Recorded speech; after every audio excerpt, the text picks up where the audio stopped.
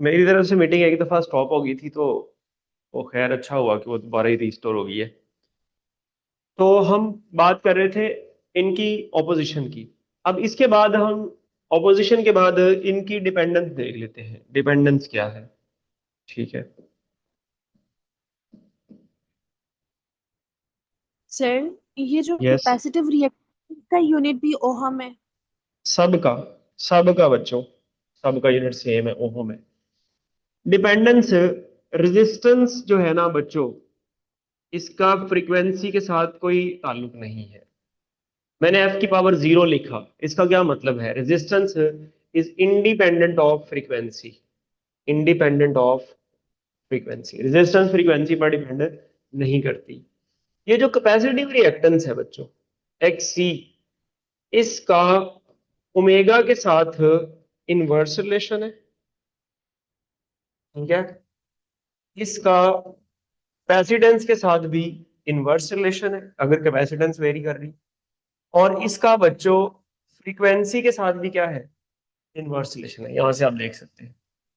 Similarly अगर हम x L की बात करें, एक्स एल का ओमेगा के साथ बच्चों डायरेक्ट रिलेशन है, और इंडक्टेंस ऑफ द इंडक्टर के साथ डायरेक्ट रिलेशन है, और इसका फ्रीक्वेंसी के साथ भी क्या है?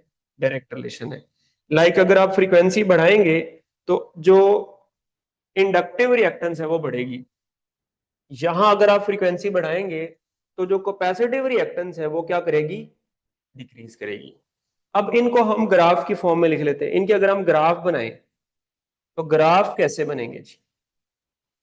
इनके ग्राफ की बात कर लेते हैं बच्चों। इसके ग्राफ की अगर हम बात करें ना, तो रेजिस्टेंस का और फ्रीक्वेंसी का ग्राफ बनाने जा रहा हूं मैं।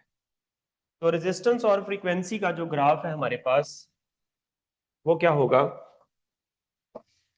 क्या रेजिस्टेंस फ्रीक्वेंसी पर डिपेंड कर रही है? नो।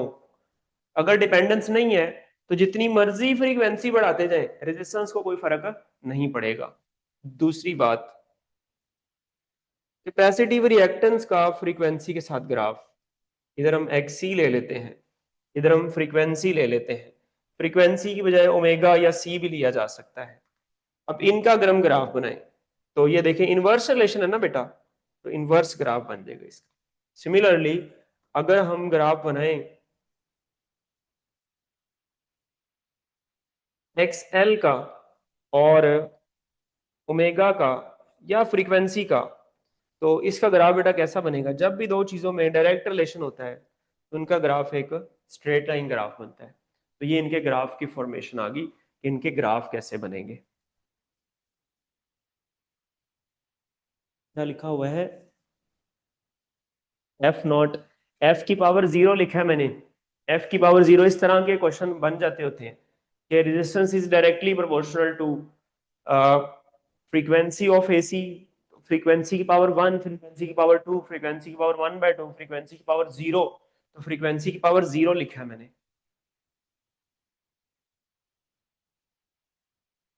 ओके, नेक्स्ट हम फर्दर और भी देखते हैं इनको। रेजिस्टर है हमारे पास, कैपेसिटर है, और इंडक्टर है हमारे पास। फर्दर चीजें इनमें क्या देखी जा सकती हैं?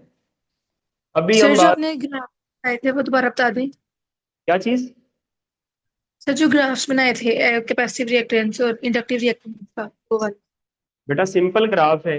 रेजिस्टेंस और फ्रीक्वेंसी का ग्राफ इस तरह का बनेगा। फ्रीक्वेंसी को जितना मर्जी चेंज करें, रेजिस्टेंस चेंज नहीं होगी। एक्स सी और फ्रीक्वेंसी का इनवर्स रिलेशन है, तो इनवर्स ग्राफ बनेगा। एक्स एल सर, और फ्रीक्वेंसी का।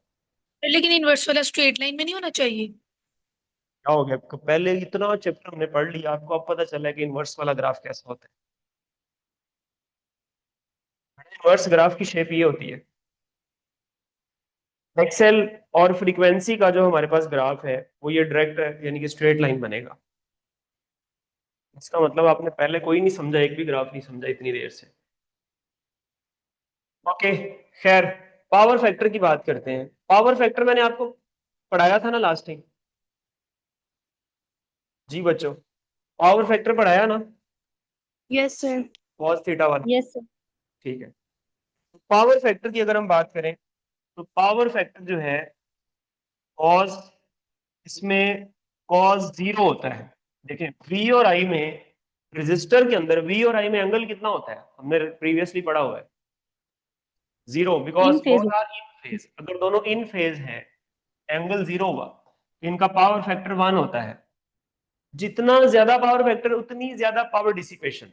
तो पावर फैक्टर का मैक्सिमम होने का मतलब ये है, ये मैक्सिमम पावर फैक्टर है। तो अगर ये मैक्सिमम है तो पावर डिसिपेशन भी क्या होगी, इसमें मैक्सिमम होगी। कैपेसिटर की बात करें तो कैपेसिटर के अंदर बच्चों एंगल कितना होता है V और I के बिटवीन, 90 डिग्री। cos 90 कितना होता है, 0। जीरो आ गया तो मिनिमम अंडरस्टूड हो गया। फिर इसमें भी बेटा, इंडक्टर में भी पावर फैक्टर कितना होता है, इसमें भी 0 होता है cos 90। क्यों, यहां पर भी V और I में एंगल कितना होता है, 90 डिग्री होता है। सिमिलरली पावर कंजम्पशन की बात कर लेते हैं। पावर कंजम्पशन,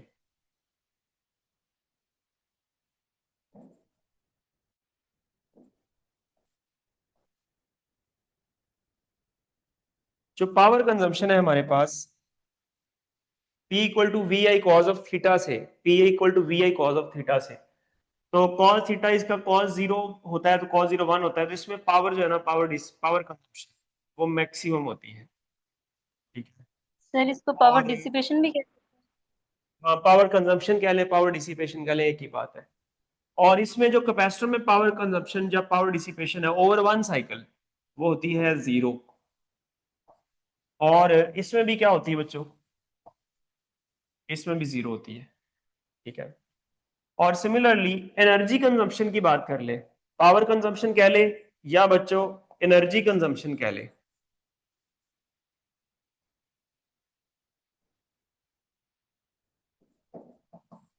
एनर्जी कंजम्पशन, तो उसका भी यही सीन होगा। उस एनर्जी कंजम्पशन इसमें भी 0 और इसमें भी 0, और इसमें एनर्जी कंजम्पशन क्या होगी रजिस्टर में, मैक्सिमम होगी। ये कैसे है, इसके पीछे क्या लॉजिक है, ये लॉजिक भी हम समझ लेते हैं जरा। एक मैं ग्राफ मुझे बनाना पड़ेगा।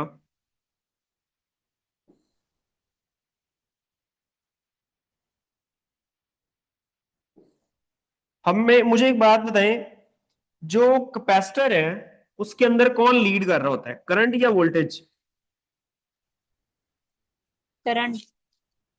कैपेसिटर में करंट लीड कर रहा है, और वोल्टेज क्या कर रहा है बच्चों, लैग कर रहा है। लैग कर रहा है। लैग। इसका अगर मैं ग्राफ बनाऊं,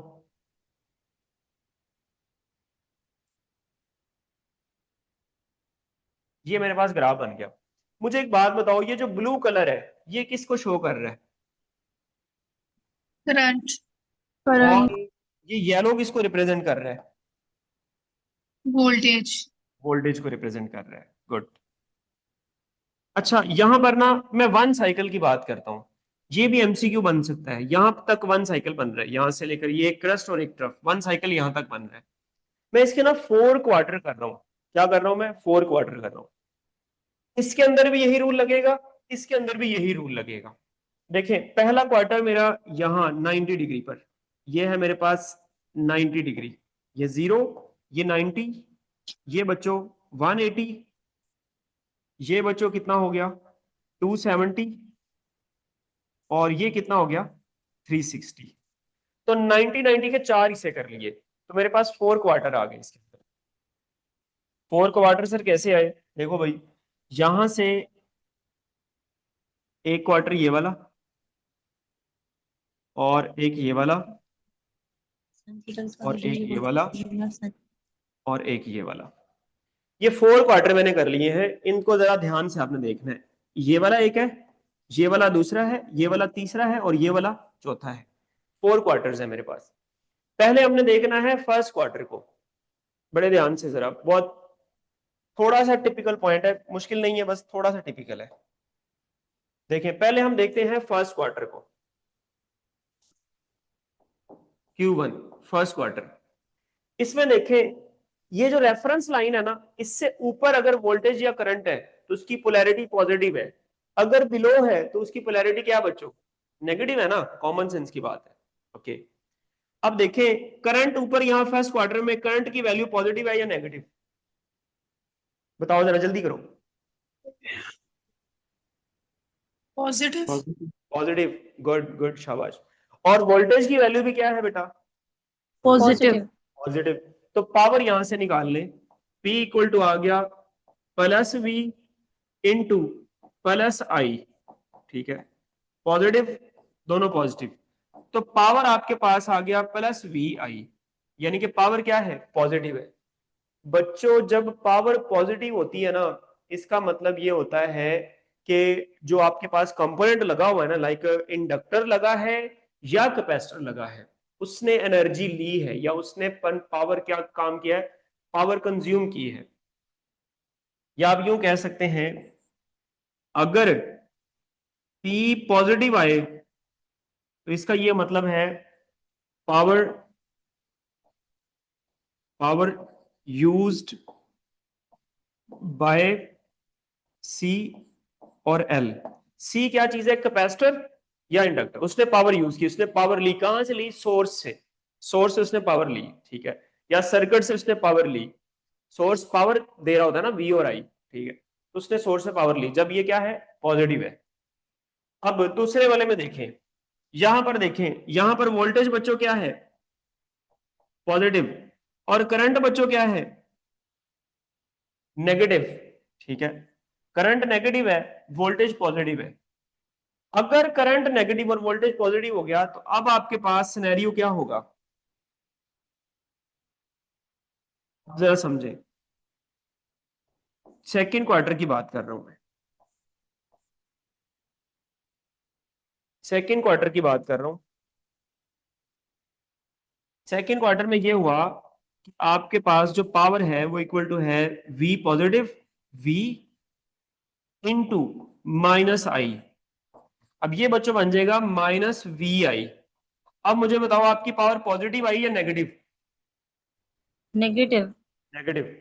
अगर पावर नेगेटिव आए, पावर अगर नेगेटिव आए, इसका अब मुझे एक बात बताओ जरा, क्या कैपेसिटर और इंडक्टर एनर्जी स्टोर कर सकते हैं, नो। नो वाह। सर। तो हमने सर इस कैपेसिटर में जो पढ़ा एनर्जी स्टोर इन कैपेसिटर वो गलत पढ़ा था फिर। यस बिल्कुल ठीक है, शाबाश, कर सकते हैं, ओके। कैपेसिटर में एनर्जी स्टोर होती है in the form of electric field, inductor में एनर्जी स्टोर होती है in the form of magnetic field, सही है। दोनों एनर्जी स्टोरेज डिवाइसेस है, एनर्जी स्टोर कर सकती है। इसका मतलब हुआ पहले वाले क्वार्टर में अगर इन्होंने एनर्जी अब्सॉर्ब की है, एनर्जी स्टोर की है, तो अगले क्वार्टर में जितनी एनर्जी इन्होंने ली इतनी एनर्जी इन्होंने वापस सिस्टम को दे दी। यानी कि जितनी पावर पहले इन्होंने डिसिपेट की थी उतनी ही पावर इन्होंने अब वापस रिटर्न कर दी सर्किट को, ठीक है। यहां पर जब भी पावर नेगेटिव आए, अगर P नेगेटिव है, इसका मतलब होता है पावर रिटर्न बाय सी और एल। यानी कि कैपेसिटर ने जितनी पावर पहले क्वार्टर में ली थी ना सर्किट से, उतनी पावर उसको वापस भी कर दी, ठीक है, जितनी कंज्यूम की थी उतनी वापस कर दी, रिटर्न बैक कर दी, ठीक है। ये बात कैसे सर, उसने कैसे रिटर्न कर दी, भाई वो स्टोरेज डिवाइस है, वो स्टोर कर सकती है पावर को, वो एनर्जी को स्टोर कर सकती है।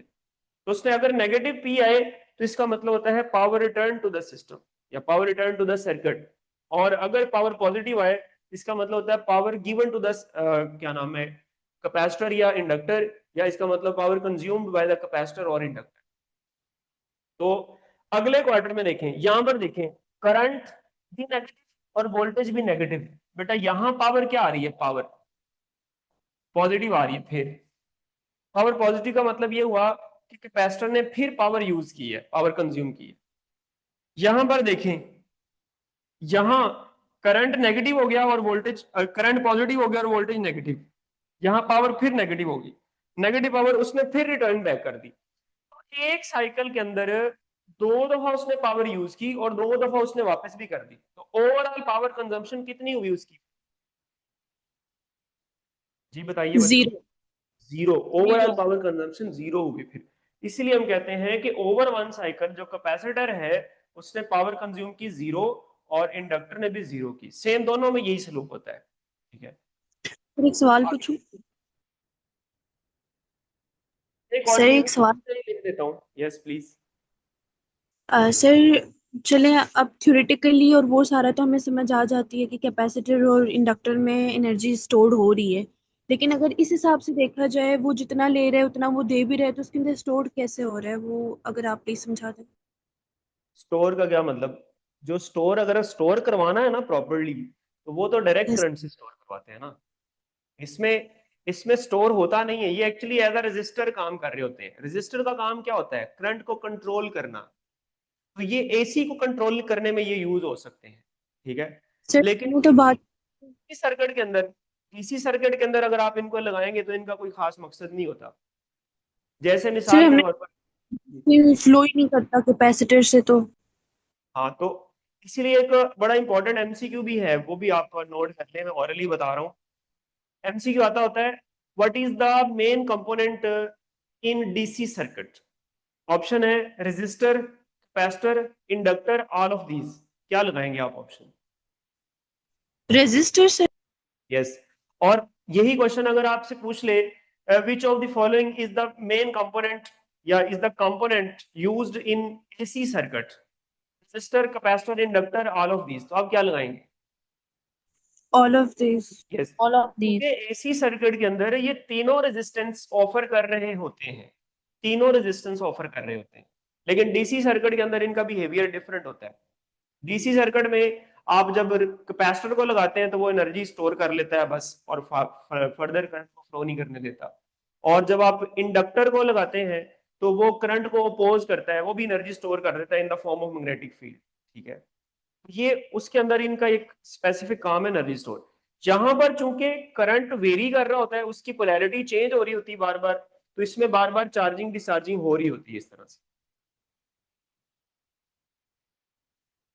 ओके सर समझ आ गई, थैंक यू। एक बात बच्चों बड़ी इंपॉर्टेंट है यहाँ पर, मैं वो यहाँ ही बता देता हूँ आपको। अब मैं इसके आगे आपको कुछ और चीजें बताऊंगा, लेकिन मैं यहाँ पर ये बताने जा रहा हूँ कि मेरे पास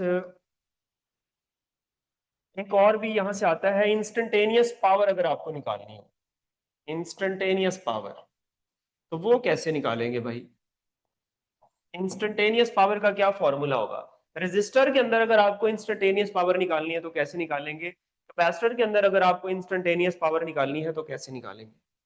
बच्चों इंस्टेंटेनियस पावर रेजिस्टर के अंदर निकालने का फॉर्मूला है, याद रख लीजिए, P instantaneous equals to V naught I naught sine square theta. Capacitor के अंदर और इंडक्टर के अंदर दोनों में सेम फॉर्मूला है इंस्टेंटेनियस पावर निकालने का। P instantaneous equal to half V naught I naught, ये क्या चीज है? ये मैक्सिमम करंट और वोल्टेज है, पीक वैल्यूज है। V naught I naught sine of 2 theta. Sir इसमें क्या है? इसमें भी बेटा यही है, इसमें भी यही formula, half V naught I naught sine of 2 theta. मिसाल के तौर पर आपको V नॉट और I नॉट गिवन है और थीटा मान लो आपको 45 डिग्री गिवन है, तो आपको कहता है बताएं भी इंस्टेंटेनियस पावर कितनी होगी? तो साइन 2 इंटू 45 90, साइन 91 हो गया।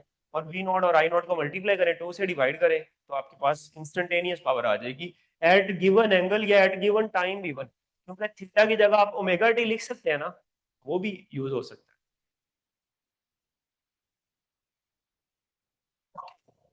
अब हम कुछ और चीजों की बात करते हैं। जैसे हमारे पास एक कॉन्सेप्ट है इम्पीडेंस का।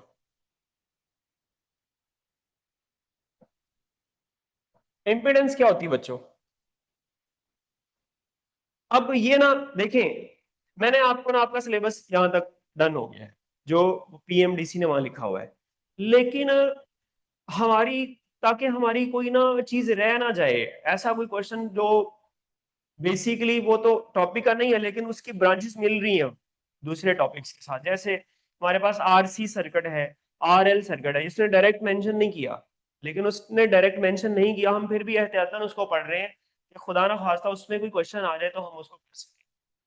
अब अगर एक सर्किट के अंदर है रेजिस्टर और इंडक्टर, रेजिस्टर और कैपेसिटर, या तीनों लगे हुए हैं, तो वो तीनों एक रेजिस्टेंस ऑफर कर रहे हैं ना पूरे से, किसी को भी तीनों एक कंबाइंड रेजिस्टेंस जो है ना वो ऑफर कर रहे हैं।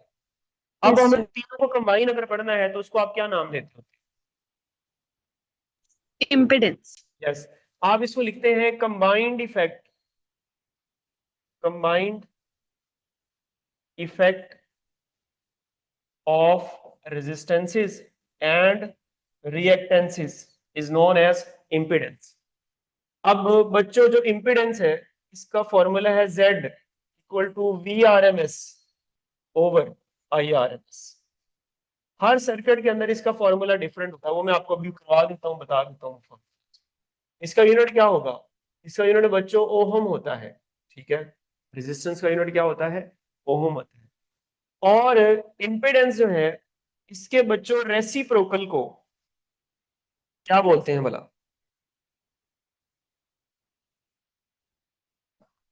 इसके रेसिप्रोकल को हम बोलते हैं एडमिटेंस, ठीक है।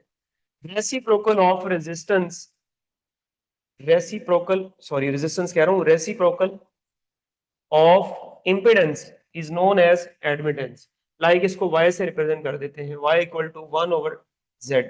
अब इसका यूनिट क्या होगा? इसका यूनिट पर ओहम होगा, ये इसका ऐसे यूनिट सीमन है, सीमन में मेजर करते हैं।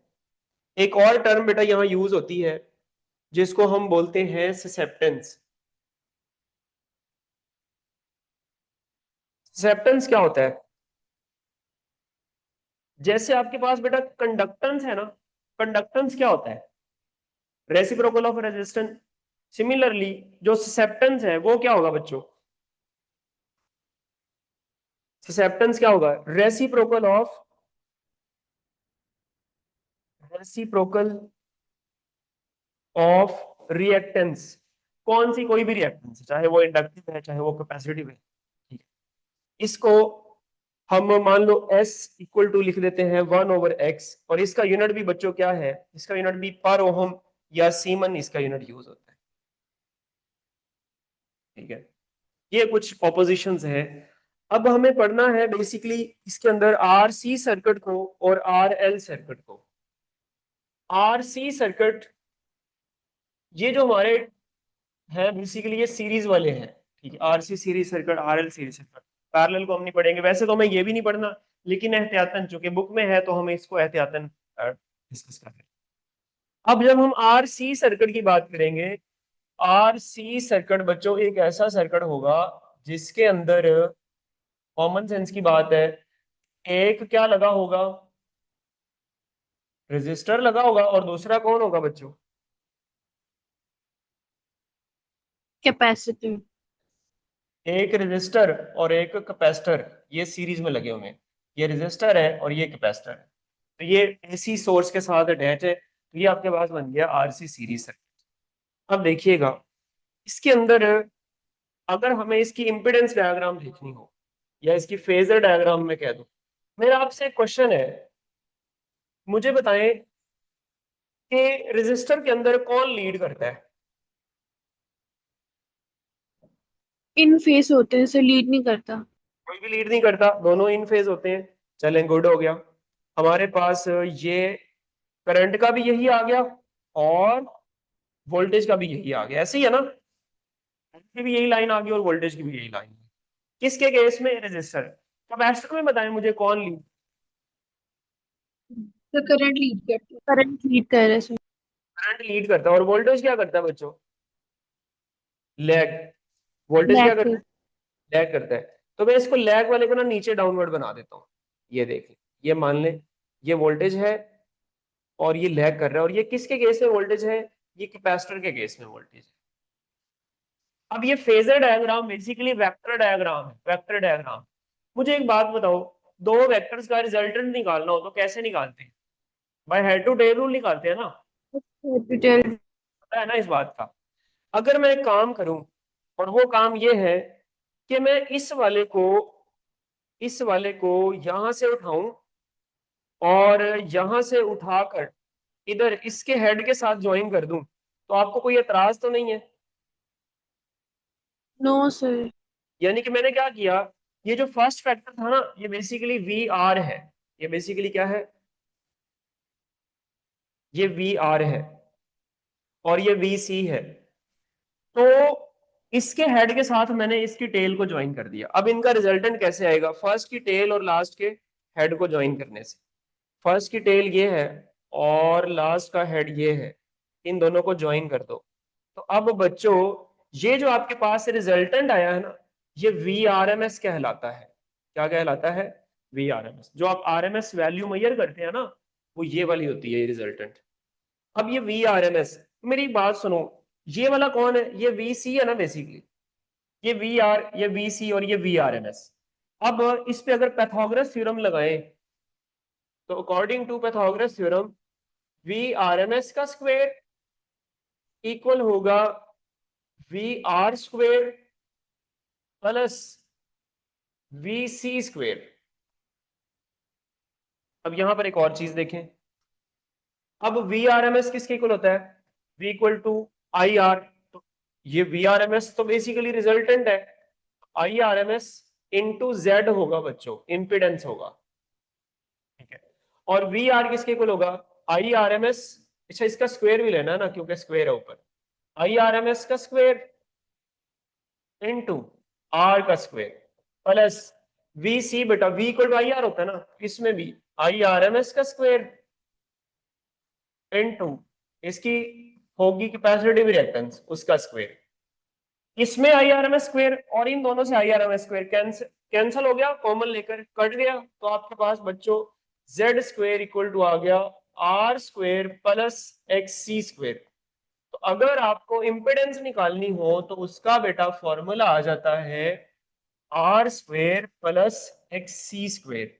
या बच्चों आप इसको यूं लिख सकते हो, R square plus 1 over omega C square. Omega square C square ऐसे लिख लो, आपकी चॉइस है। तो ये इंपेडेंस फाइंड करने का फॉर्मूला आ गया। अब अगर आपको इसकी इंपेडेंस डायग्राम बनानी है, तो इंपेडेंस डायग्राम बहुत सिंपल है। ठीक है, जैसे ये जेड आर और एक्स है ना, इधर आप आर बना दें, दिस इज आर। ठीक है, और यहां बेटा क्या बनेगा, इधर क्या बन जाएगा, इधर एक्स सी बन जाएगा। ठीक है, और ये आपका कौन बन जाएगा, ये जेड बन जाएगा। ये एंगल जो आ रहा है ये है थीटा, ये एंगल जो आ रहा है ये है थीटा। अब क्वेश्चन ये है कि इसके अंदर जो आरसी सर्किट है, करंट लीड कर रहा है या वोल्टेज लीड कर रहा है? कौन लीड कर रहा है? Current litre. करंट लीड कर रहा है। क्या 90 डिग्री से लीड कर रहा है? नो। कितने एंगल से लीड कर रहा है? थीटा एंगल से। तो हम यहां लिख सकते हैं, यहां मैं बहुत डिटेल में नहीं लिख रहा, मैं यहां लिख देता हूं I leads V by theta, या V lags behind I by angle theta. कितना थीटा कितना होगा भाई? थीटा बच्चों होगा ग्रेटर देन 0 डिग्री और लेस देन कितना होगा बच्चों? 90 डिग्री। अगर आपको ये थीटा निकालना है तो आप देखें, ये एक राइट एंगल ट्राइंगल ही तो है। तो राइट एंगल ट्राइंगल में आप ट्रिग्नोमेट्रिक रेशियो लगा सकते हैं। तो टेन थीटा लगाएं, tan theta equal to perpendicular over base, perpendicular over base. ठीक है, तो टेन थीटा के फॉर्मूला से आप बेटा क्या निकाल सकते हैं, इसका ये एंगल निकाल सकते हैं कि कितने एंगल से लीड कर रहा है इसमें करंट। थीटा इक्वल टू आ जाएगा tan inverse X C over R. या बच्चों इसको यूं भी लिख सकते हैं, theta equal to tan inverse 1 over omega C into R. मेरा आपसे क्वेश्चन है, if theta equal to 45 degree हो, फिर क्या सीन होगा? टेन 45 बच्चों कितना होता है? कैमरा ऑफ हो गया। टेन 45 कितना होता है? 1 होता है ना। तो अगर टेन 45, ये टेन इनवर्स इधर जाके टेन 45 हो गया, 1 हो गया, तो बच्चों एक्स सी इक्वल टू आ जाएगा आर के। दूसरी बात, अगर थीटा आपके पास ग्रेटर देन 45 डिग्री हो, तो बेटा एक्स सी ग्रेटर होगा आर से। अगर बच्चों थीटा आपके पास लेस देन 45 डिग्री हो तो आपके पास एक्स सी लेस देन होगा आर से। ठीक है, ये मैंने आपको आरसी सर्किट की कहानी बता दी है। अब ऐसी ही कहानी सेम आरएल सर्किट की है, बता दूं या बस ठीक है आप कर लेंगे? 10 मिनट ऐसे नेक्स्ट टॉपिक की जगह पे यहीं करा दें, कोई बात। करवा दूं?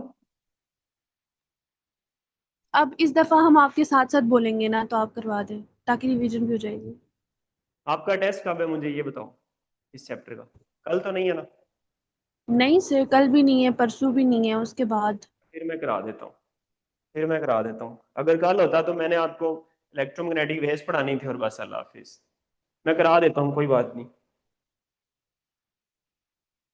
आरएल सीरीज सर्किट, जो आरएल सर्किट है ना बच्चों, ये बिल्कुल वैसा ही है। अगर मैं इसकी सर्किट डायग्राम बनाना चाहूं तो कैसे बनेगी? बहुत सादा सा रूल है। जहां मैंने पहले कैपेसिटर और रेजिस्टर अटैच किए थे, अब मैं वहां क्या अटैच करूंगा? कैपेसिटर की बजाय रेजिस्टर और इंडक्टर। यस, रेजिस्टर और इंडक्टर। तो यहाँ इंडक्टर लगा दिया, यहाँ रेजिस्टर लगा दिया। किसके साथ लगाया सर? एसी सोर्स के साथ लगा दिया। ठीक है, अब देखिएगा, अब इसकी इंपेडेंस डायग्राम चेक करते हैं या फेजर डायग्राम इसकी चेक करते हैं। इसकी फेजर डायग्राम कैसे बनेगी? देखो भाई मेरी बात सुनो, मेरा आपसे क्वेश्चन है, जब रेजिस्टर होता है तो कौन लीड करता है? इन फेस होते हैं, ऐसे लीड नहीं फेज करता। होते हैं, सही है, ये बन गया रेजिस्टर के केस में। ठीक है, ओके। जब इंडक्टर आ जाता है तो कौन लीड करता है, वोल्टेज या करंट? वोल्टेज लीड कर। वोल्टेज लीड करता है। अगर इंडक्टर में बच्चों वोल्टेज लीड करता है तो फिर हमारे पास वोल्टेज ये वाई एक्सिस पर आ गया, ये इस तरीके से, ये है वोल्टेज जो लीड कर रहा है। ये कौन सा वोल्टेज है? VL है। ठीक है, ये VL है, इंडक्टर का वोल्टेज लीड करता है कितने एंगल से? 90 डिग्री से। लेकिन अब इसमें तो एक नहीं है, इसमें सिर्फ रेजिस्टर या सिर्फ इंडक्टर नहीं है, इसमें तो दोनों है। तो हमें इनका रिजल्टेंट चाहिए होगा। अगर इनका रिजल्टेंट निकालना है तो ये वेक्टर डायग्राम है। यही सेम वही पहले वाला सलूक इसके साथ भी करते हैं, इनको by head to tail rule add कर देते हैं।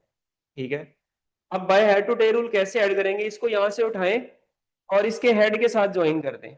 ये देखिए, ये मैंने इसके हेड के साथ ज्वाइन कर दिया। अब इनका रिजल्टेंट क्या होएगा? फर्स्ट की टेल, ये फर्स्ट की टेल है और ये बच्चों लास्ट का हेड है। इनको आप ज्वाइन कर दें, ये आपके पास आ गया VRMS।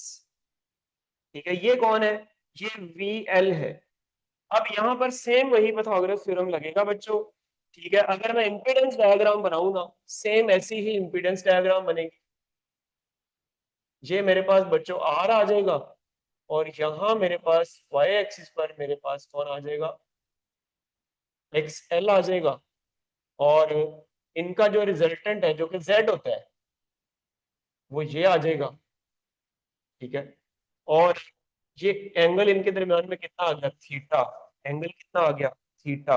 अब मुझे एक बात बताओ, जब RL सर्किट है तो कौन लीड कर रहा है, करंट या वोल्टेज? जी बच्चों, तो वोल्टेज लीड करेगा। अब वोल्टेज वोल्टेज लीड कर रहा है। क्वेश्चन ये है कि जो वोल्टेज है वो कितने एंगल से लीड कर रहा है? तो थीटा। By theta. क्या थीटा की कोई फिक्स वैल्यू है? No, there is no fix value of theta. कुछ भी वैल्यू हो सकती है। थीटा की वैल्यू कितनी होगी? 0 से ज्यादा, 90 से कम। ओके सर, अगर थीटा निकालना हो भाई वही फॉर्मूला है, theta equals to tan inverse XL over R। ठीक है, perpendicular over base. Okay, further आप XL की वैल्यू पुट कर दें, tan इनवर्स XL बेटा कितना होता है? Omega L over R। ठीक है, वही बात मैं फिर करूंगा। अगर थीटा इक्वल टू 45 डिग्री हो बच्चों, XL इक्वल टू R होगा। थीटा ग्रेटर देन 45 डिग्री हो तो XL ग्रेटर देन R होगा। थीटा अगर बच्चों लेस देन 45 डिग्री हो तो एक्सएल लेस देन आर होगा। सिमिलरली बच्चों यहां पर अगर आपको इंपेडेंस निकालनी है तो इसका फॉर्मूला होगा z equal to under root R square plus XL square. Sir कैसे आया? भाई अभी पाइथागोरस थ्योरम लगा के कर लो, अभी पहले भी मैंने आपको ये करवा ही दिया है। या इसको फर्दर हम लिख सकते हैं z equal to under root R square plus omega square into XL L square. ठीक है, 2/FL भी इसकी जगह पर आप लगा सकते हैं, वो भी आपकी चॉइस है। खैर अगर RLC सर्किट आ जाए बच्चों, RLC में क्या सीन होगा? RLC को हम डिस्कस करते हैं एट रेजोनेंस। RLC में हम कहां डिस्कस करते हैं उसको? As resonance, at resonance. जब रेजोनेंस होती है ना बच्चों, तो रेजोनेंस में क्या सीन होता है ये देखें। ये मैं इसकी एक वेक्टर डायग्राम बना रहा हूं। ये R है और इसमें ये मेरे पास XL है और जो लैग कर रहा है वो कौन है? XC है। अगर ये दोनों बराबर हो जाए रेजोनेंस पर, ये दोनों बराबर हो जाते हैं जब, तो ये दोनों एक दूसरे को इफेक्ट को कैंसिल कर देते हैं और हमारे पास एट रेजोनेंस जो RLC सर्किट है, RLC is a pure resistive circuit, pure resistive circuit बन जाता है। और बेटा इसकी अगर फ्रीक्वेंसी निकालनी हो, रेजोनेंस फ्रीक्वेंसी, तो उसका फॉर्मूला आपने याद रख लेना है 1/2 पाई अंडर रूट LC। ठीक है, इस फॉर्मूला से आप उसकी रेजोनेंस फ्रीक्वेंसी निकाल सकते हैं। जो हमारे पास ये जो रेडियो सेट वगैरह होते हैं ना, जो ट्रांसमिशन एंटीनाज होते हैं, उनके अंदर जो सर्किट लगे होते हैं उनके जो डिवाइसेस के साथ, वो LC सर्किट्स ही लगे होते हैं। अब LC सर्किट में आप क्या काम करते हैं, जो C होता है ना उसकी कैपेसिटेंस को चेंज करते हैं। उसकी कैपेसिटेंस को चेंज करने से फ्रीक्वेंसी चेंज आप कर सकते हैं। जैसे हमारे पास जो रेडियो सेट है, ठीक है, बस यार बहुत मैं कल पढ़ाऊंगा आपको, क्या नाम है उसका, वो इलेक्ट्रोमैग्नेटिक वेव्स। और इलेक्ट्रोमैग्नेटिक वेव्स के अंदर मैं आपको वो सारी कहानी बताऊंगा कि कैसे ट्रांसमिशन होती है, कैसे वो ट्यूनिंग भी हो सकती है। और इलेक्ट्रोमैग्नेटिक वेव्स के अंदर हमने कैसे हमने ये पढ़ना है कि किसने वो प्रोडिक्ट की थी, किसने फिर उनको प्रोड्यूस किया था, वगैरह वगैरह। तो ये हम अब इंशाल्लाह कल के लेक्चर पर रखते हैं फिर। ओके बच्चों, okay sir. Okay, thank you so much, Allah Hafiz. Sir